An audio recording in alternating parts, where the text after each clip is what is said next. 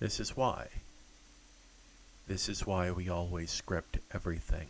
Hello everybody, this is the Film Optimist here, and ordinarily I would be coming to you from some kind of empty void, but today I'm actually coming to you from a real room, and this is the room where I usually shoot the videos that go out onto YouTube, but I haven't set up my green screen behind me. And part of the reason I'm doing that is I'm going to be opening some boxes here and showing you what's inside of them.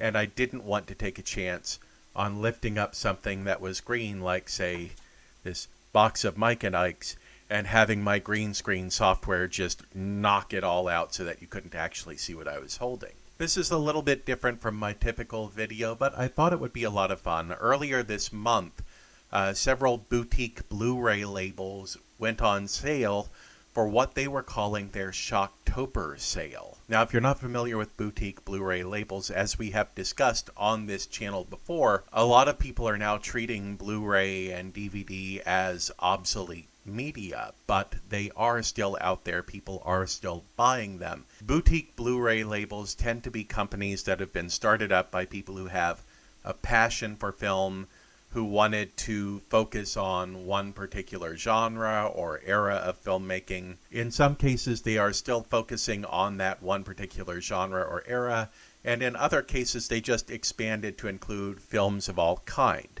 But these are enthusiast companies releasing new physical media for enthusiast collectors. What I have sitting here behind me are boxes from two of the biggest boutique Blu-ray labels out there, Kino, Lorber, and Shout Factory, or a mixture of Shout Factory, Scream Factory, which is the same company but two different names. So today we're going to take a look at what I managed to get from the SHOCKtober sale.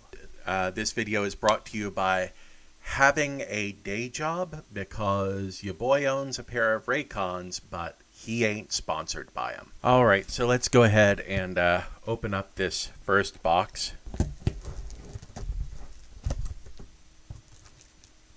Alright, so this is the Kino Lorber box, and Kino has been around for a long time. Longer, in fact, than Blu-rays or DVDs.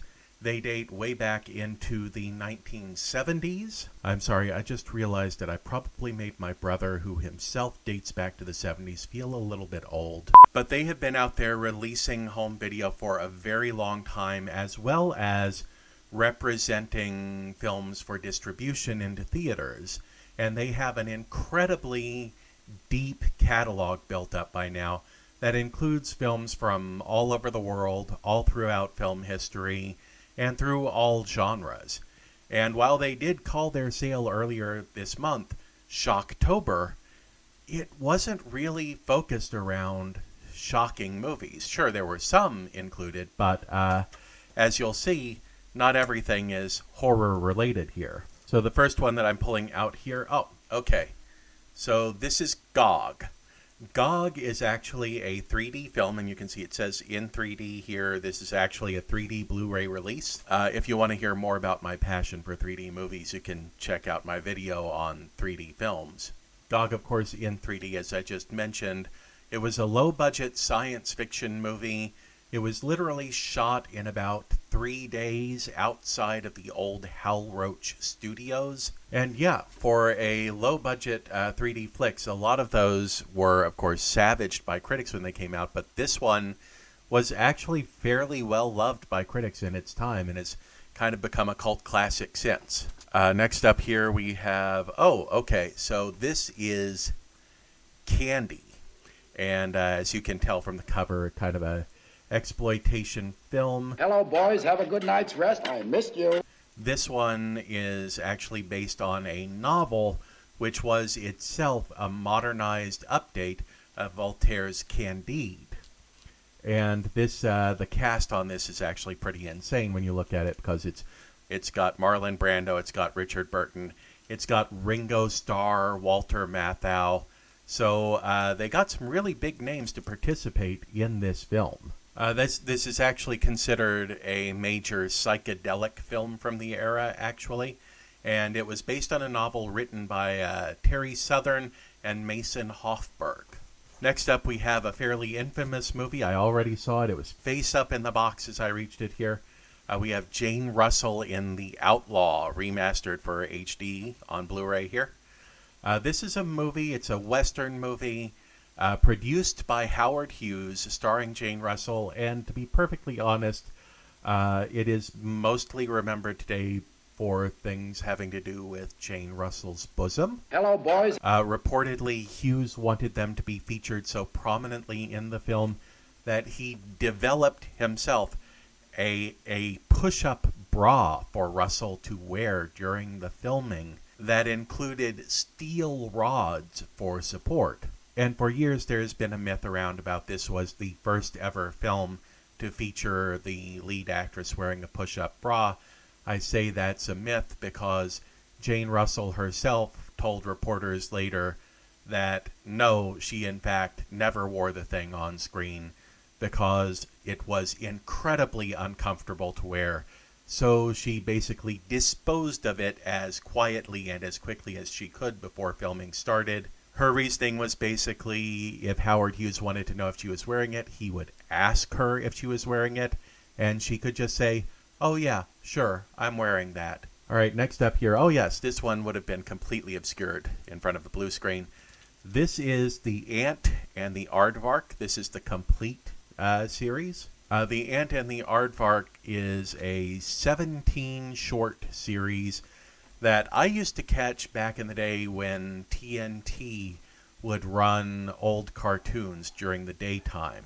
Yes, you're old. Who cares? We have a crisis on our hands. This is a DePatie Freeling series, which DePatie Freeling Productions was started up by famous Warner Brothers producer and director of Bugs Bunny films, Friz Freeling, and former Warner Brothers executive David H. DePatie. They both left Warner Brothers around the same time, founded this company together, and they actually rented space from Warner Brothers in their animation studios and equipment, which Warner Brothers charged them pennies on the dollar for what it actually cost to rent that kind of space and equipment. I guess it helps when you leave a studio to not burn too many bridges behind you.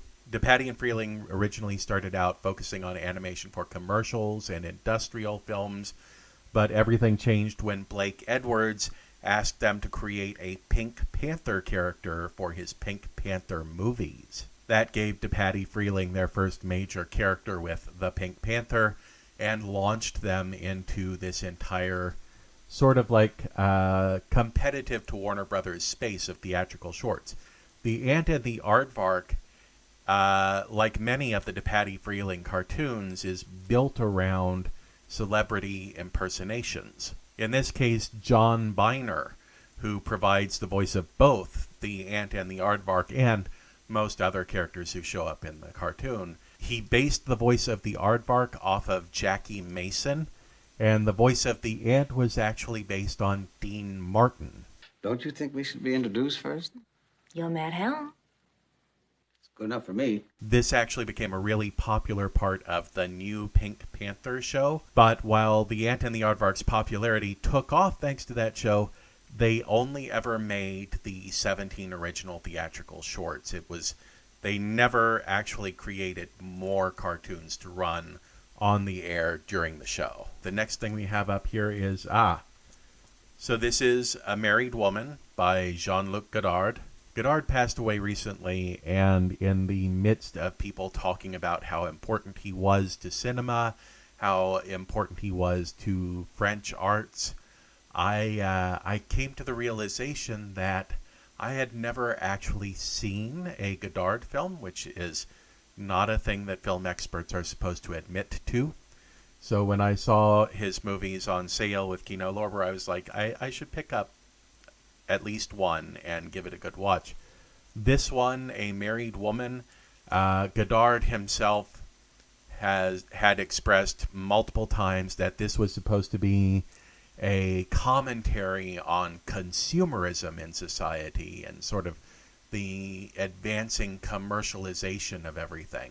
But the French censorship board at the time actually tried to have it banned from being screened in France in part because of what they called salacious scenes of sexuality, and also because they claimed that the title, A Married Woman, would suggest that the married woman in the film was supposed to be representative of all married women, and therefore they claimed that Godard was saying that all married women are unfaithful. Godard would actually campaign against the banning of the film, which resulted in him having many face-to-face meetings with France's Minister of Information at the time to debate and negotiate until they could find a middle ground that would allow him to release the film. All right, let's see what we've got here next. Another 3D film from Kino. Kino actually has a big library of 3D movies available if you are still looking for 3D Blu-rays. This particular one, I could not find a whole lot of information about it, but it is Revenge of the Shogun Women, which was a Chinese 3D production filmed largely in Taiwan. It's a fairly standard martial arts film, and to be perfectly honest, it probably would be one of those films that was just largely forgotten in the modern age, if not for the fact that, it was filmed in 3D, and a lot of people commented on the fact that it was filmed in 3D at the time. Well, of course, I had to get this one. Some like it hot in 4K Ultra HD. I don't know that I can say anything about this movie that hasn't already been said. It's a major work of comedy. It's been registered as having the best closing line of any comedy in the history of film. And of course, the absolutely fantastic Marilyn Monroe on the screen. Tony Curtis and Jack Lemmon, who co-starred with Marilyn Monroe in this movie, would often complain about having had to work with her on it. They, over the years, they were not kind to her in interviews at all, claiming that she was difficult to work with, claiming that she held up production, that she had difficulty getting her lines out. Director Billy Wilder at times was also not kind to Marilyn Monroe, but several years later he started saying in interviews that having gone through a lot of therapy over the film, he had come to the realization that Marilyn Monroe played her role spectacularly. And really, it is just one of those cases of, as difficult as it may have been behind the scenes, the on-screen chemistry was just on point. Here we're going way back in terms of classic movies. This is The Cabinet of Dr. Caligari, a German impressionist film, largely considered to be the first true modern horror film. And as a film, it was actually very influential in the world of German filmmaking. Prior to The Cabinet of Dr. Caligari, German films were largely shot on location in order to get those wide, sweeping vistas and a big feeling of openness. But Dr. Caligari, the director, decided that what he actually wanted was a feeling of claustrophobia, and he wanted a space where everything was controlled by the designers that he had selected. So the entire thing was actually filmed on sound stages, and following that, a lot of German film production moved indoors into studios for exactly the same reasons that The Cabinet of Dr. Caligari was shot there. It enabled them to hire designers and have those designers create an entire world without having to go out and find a location and make their designs match the location. All right, so next up here we have, so this movie stars Shaquille O'Neal. It does not star Sinbad. It is called Kazam and not Shazam. You are not from an alternate dimension where either one of those things or both were true. You know, this is one of those movies that Shaquille O'Neal starred in that was absolutely savaged by the critics. I seem to remember it's a fairly decent children's movie, honestly. But Shaquille O'Neal, a lot of people forget this, he wasn't just cashing in off of his stardom as an NBA player at the time. He actually did have a lot of people expecting great film work from him, because shortly before this movie was made, he appeared in Blue Chips, and a lot of film critics of the day really called him out, singled him out for his charisma in that role, and claimed that, oh, Shaquille O'Neal is going to be one of the great actors of our time. And then he made Kazam, and then he made Steel, and then critics stopped saying that Shaquille O'Neal was great. But there actually was reason for directors to be looking at Shaquille O'Neal and saying, hey, I think that you're perfect for this movie, beyond the fact that a lot of people liked him from the NBA. For Shaquille O'Neal's part, he was asked in an interview once why he chose that movie. And he said, look, he's like, I grew up in Newark, New Jersey, and I wanted to be in a movie my entire life. And they showed up and they said, here's $7 million, and we want you to come shoot this Genie movie. What was I supposed to do? Say no? Okay, so what we have here is we have the Mamie Van Doren Film Noir Collection. So Mamie Van Doren was frequently referred to as one of the 3 M's, that it was Marilyn, Mansfield, and Mamie. And Mamie is, she was signed to Universal in the hopes that they could turn her into as big a star as Marilyn Monroe. She is one of the classic blonde bombshells of cinema. Actually deserved a much better career than she wound up having. A lot of the movies in this collection, Universal arranged to have her produce with United Artists, because at that point they were disappointed in they had never really been able to turn her into as bankable of a star as Monroe, so they were just trying to burn out her contract as fast as they possibly could.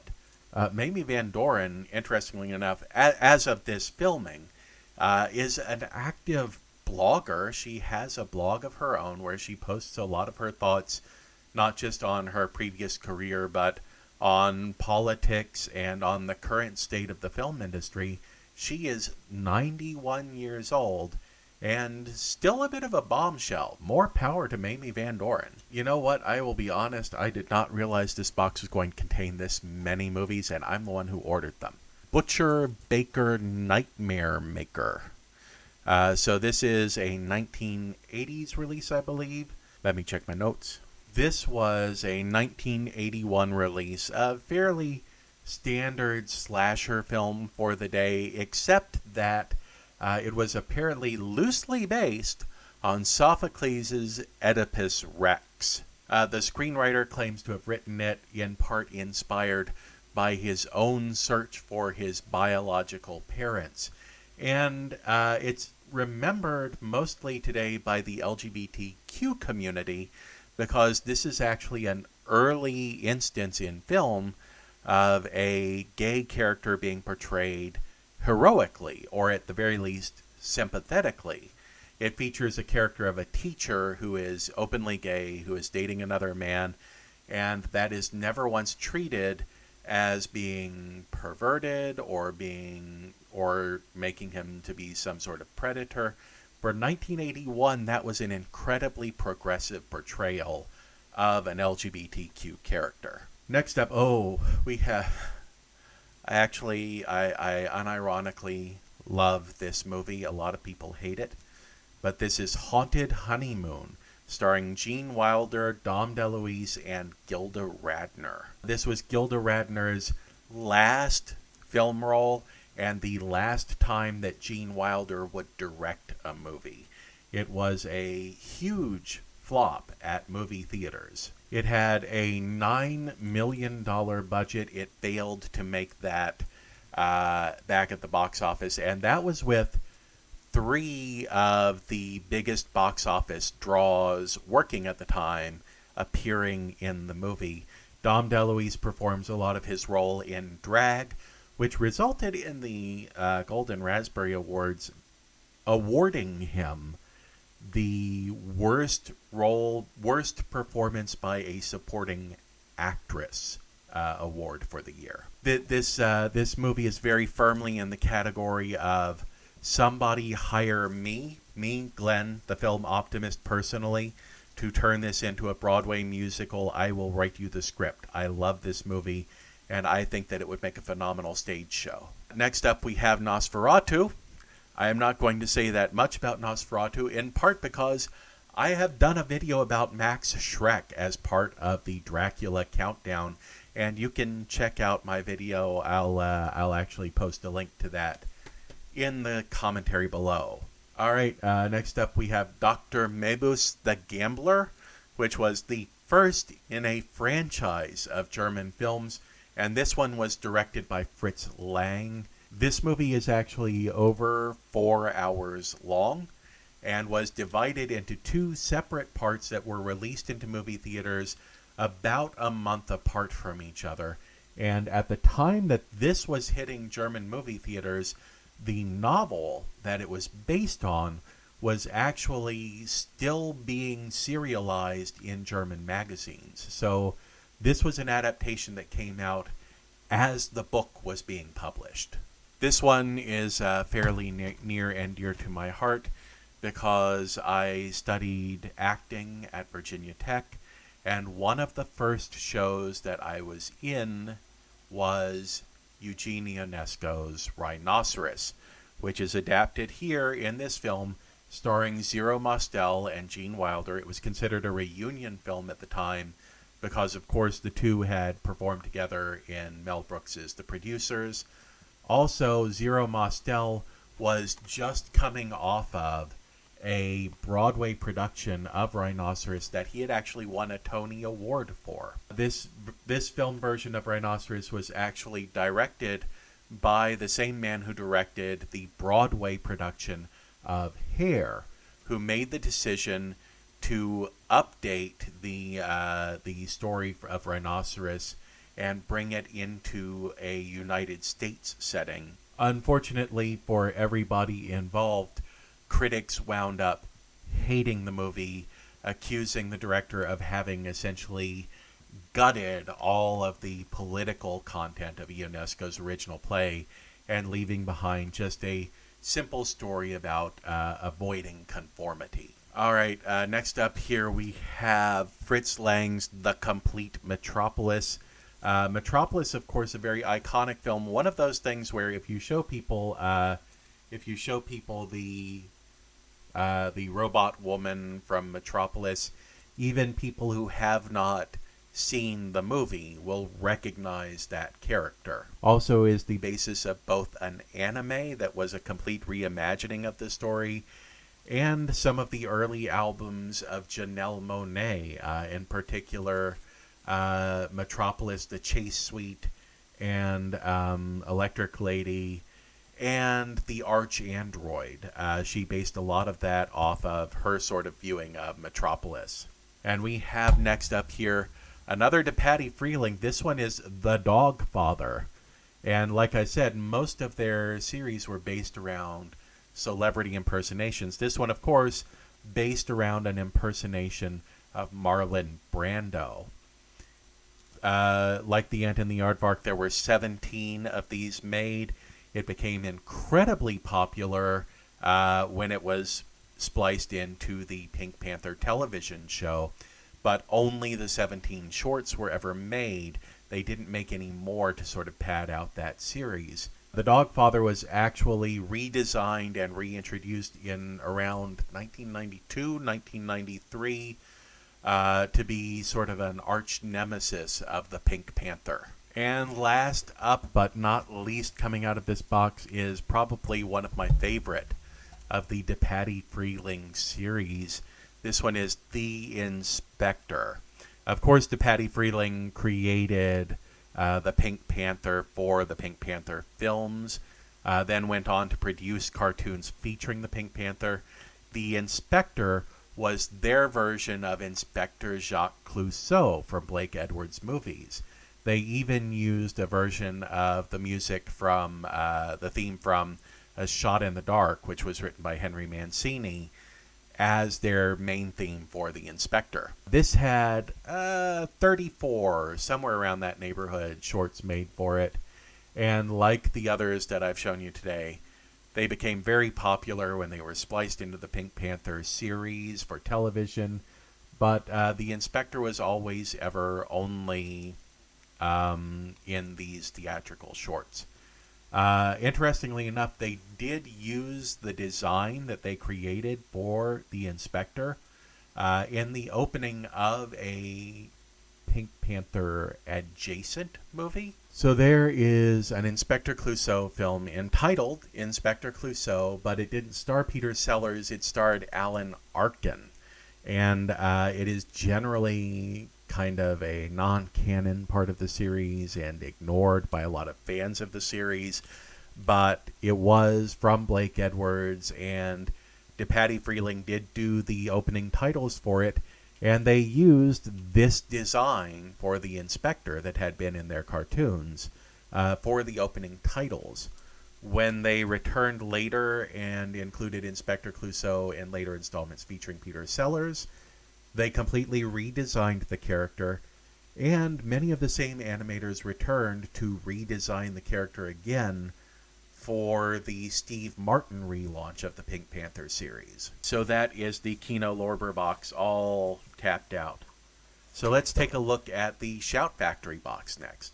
Shout has actually been in this business since the VHS days, since the 90s. If I remember correctly, Shout originally started as a label of Rhino Records that was focused on movies and television. They were among one of the few companies out there willing to actually put the shoe leather into getting contracts signed to free up movies and television shows that had been unreleased because of outstanding ownership issues.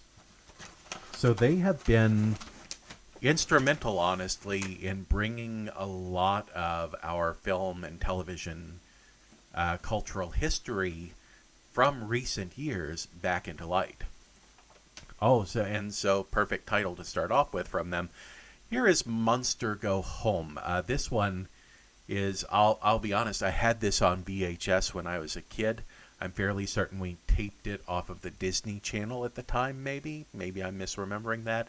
But one thing I do remember is that I practically wore out the VHS that Monster Go Home was on. Monster Go Home, of course, features the Munsters, and it was a theatrically released film, and it was produced right after the television series had ended. So the cast of the Munsters basically turned right around and went directly into producing this film. Well, most of the cast went into this film. Pat Priest, who played Marilyn in the television series, made the decision that she did not want to continue with the Munsters at the time, and so they replaced her with Debbie Watson for this movie. Next up, we have... so this is Ninja 3, The Domination. And Ninja 3 was, in fact, the third movie in a series. There were 2 additional Ninja movies before this. They all came out from the Canon Group, which were sort of legendary pulp filmmakers of the 1980s. If you want to hear more about them, you should check out my video on Matt Salinger's Captain America. We talk quite a bit about the Canon Group. Ninja 3, The Domination, is sort of the standout of the series. This is the one that people talk about when they talk about the series now, in large part because Ninja 3 is one where the production team, the creative team behind it, just decided to firmly embrace the madness of what they were doing. Quatermass and the Pit. Quatermass is an old, venerable British institution. It was pretty much the original BBC science fiction that led to the great study into whether science fiction would be of value to the British people, that ultimately cleared the way for Doctor Who to come onto the air. This, of course, is not the BBC series. This is a Hammer Films production. Hammer Films actually picked up the Quatermass character from the BBC and remade all of the major television stories as movies. Quatermass and the Pit was actually the third movie in the series. It was supposed to release just a couple of years after the second movie in order to sort of capitalize off of the fact that these were very popular movies. But due to financing troubles, having difficulty finding a financier for the movie, Hammer wound up waiting 10 years to produce this sequel. It was still, however, a box office success, and everybody expected a fourth movie to be released because there were 4 Quatermass stories for the BBC. Unfortunately, Hammer Productions never managed to get that off the ground, even though they tried for a long time. Coming out of the box right behind Quatermass in the Pit is Quatermass 2, which is the second film in the series. So I do not have the first Quatermass film, the Quatermass Experiment, in here because Shout Factory has not released it. But Quatermass 2 is here, and Quatermass 2 has a very interesting space in film history in that it is believed to be the first major film sequel to use the number 2 as a suffix to tell you that it was the second movie in the series. That's just one of those things where you realize that something has to have been the first to do it, but you never really stop to think of, oh, what was the first time that ever happened? Apparently, Quatermass 2. All right, here we have After Midnight. After Midnight is a 1980s horror anthology. I'm a big fan of anthology movies, actually, which basically would put together a whole framing device and then have short horror stories hanging off of them. The Amicus films, in particular, were great examples of this, with Tales from the Crypt and Tales, The Vault of Horror, The Torture Garden, another one. And this was a 1980s version of that. And the framing device in this one is a psychology professor who encourages his students to come to his home and get scared out of their wits by his creepy stories so that they can better understand the psychology of fear. Up next we have out of the box, oh, interesting. So this is Richard Burton in Bluebeard. Bluebeard based sort of loosely off of the traditional French folk tale of the...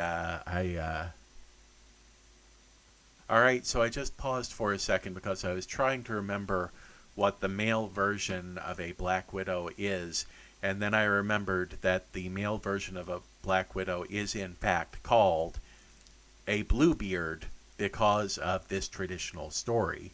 So it is a man who marries women and then murders them. And this was an update into 1930s Austria as the setting for the story. Not considered one of Richard Burton's best films. In fact, Roger Ebert himself commented on watching this movie and saying it was no longer fun to watch Richard Burton's slow descent. Alright, and this is the last movie to come out of the Shout Factory box. So what we're looking at here, in fact, is, of course, the classic Death Becomes Her. I've heard good things about this Blu-ray release of it. I'm really hopeful because I've seen the DVD release of Death Becomes Her, and it was not a good print at all. Death Becomes Her was a media phenomenon when I was younger. Everybody was talking about it because it basically rewrote the book on special effects for this type of story. Interestingly enough, however, it was not a commercial success. It actually was considered a huge box office failure at the time, in spite of receiving hours upon hours of television coverage about how important its special effects were. Of course, it has become a huge cult success in the time since, It's a Robert Zemeckis horror comedy, and yes, the special effects are just absolutely on point. Alright, so like I said, a little bit of an unusual video for the sort of thing that I do here on the Film Optimist, but I just wanted to take some time and try a little bit something different. Let me know what you thought about it in the comments if you'd like to see a video like this in the future. There's going to be at least one more of these videos because somebody else had a Shocktober sale as well. I'm just waiting for that shipment to come in.